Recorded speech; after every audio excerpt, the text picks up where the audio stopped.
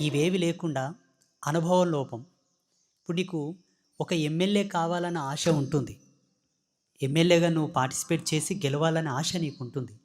అందుకు సమర్థవంతమైనటువంటి దిశానిర్దేశకం నీకు లేకపోవచ్చు. బ్యాక్‌గ్రౌండ్ లేకపోవచ్చు. ఫైనాన్షియల్ స్టేటస్ లేకపోవచ్చు.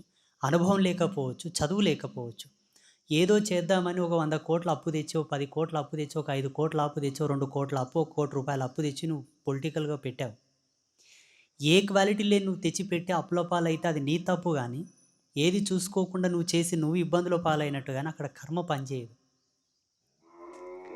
ప్రతీదీ కర్మతో ముడిపెట్టడానికి కూడా లేదిక్కడ.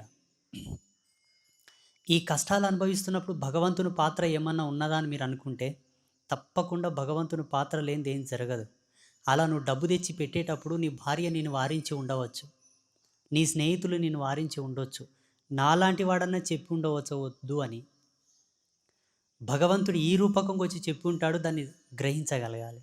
కానీ అక్కడ నీ అహంకారం ప్రదర్శించి నేనెందుకు చేయకూడదు, నేనెందుకు పోకూడదు అనే ఒక అహంకారంతో చేసావు చూసావా, అది నీ కర్మ.